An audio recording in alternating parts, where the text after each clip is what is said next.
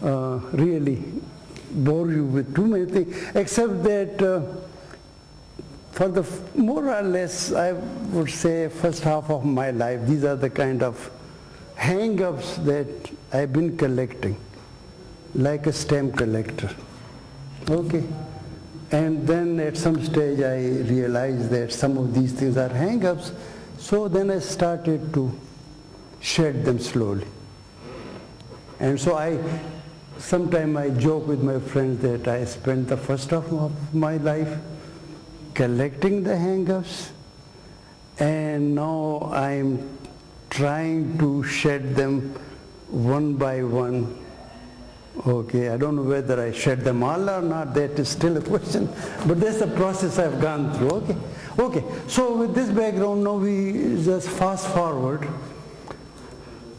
to a time in the mid-70s, early 70s, when I came back from my studies after my education in different places, including the USA, and it was basically, as you heard, a science education. So naturally with that I started thinking about most of the things in a certain way. Okay, it was a framework that was different from the framework in which I was born and grew up, so I started thinking about things in a different way. And so when I came back from the States, I was working, I told you I started my career from Lahore, next door, the Ferozpur Road and the Canal Bank as an institute, and then I came back and joined a leading institution of the country in Islamabad on my return. And soon after my return, I happened to read a news item in the popular press, and the news item, there was a solar eclipse around that time, total solar eclipse around that time. So naturally it was a big news. Everybody, including some of our own press, picked up that news. And of course, in addition to the news, there was the usual warning. And one of the warning was that if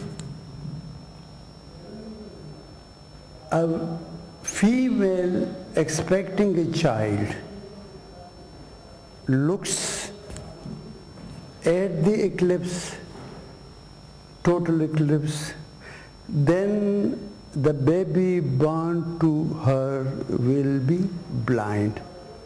So in a way to discourage people from looking at the solar eclipse, which of course is not good to look at the total solar eclipse, but the reason given was, okay. So when I read that news, I started looking at it from my new framework, not in the old framework. And I started saying, well, I can understand that somebody looks at it and not careful, then their eyesight can be affected. I could understand that thing in my new framework. But why should the baby carried by the women be born blind? And I couldn't understand this thing. I could understand that the person can be blind, but why the baby? That was the question and so I cut up that newspaper and I said, let me get the opinion of my colleagues who were naturally like me, qualified with PhDs in science and engineering. So I just thought, let me see what is their opinion. And most of them were non-committal. Okay. It can happen, we don't know. In other words, they were not willing to analyze the thing. Okay, so it's a process of thinking I'm talking about. Okay, so maybe a kind of hang-up that people pick up to look at things in a certain way.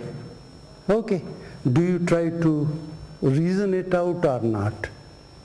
Okay, and I was a little disappointed to find that, I didn't say whether this is right or wrong, it's a question of are we willing to go about it?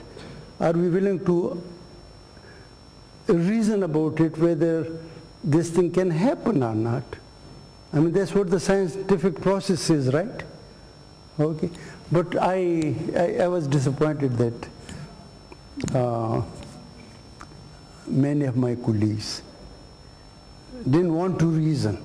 In other words, didn't want to apply the kind of training that had acquired to look at natural phenomena or some other things in a particular way. They were not prepared to think of this particular issue in the same way. Okay, so that was my source of my disappointment. Fine.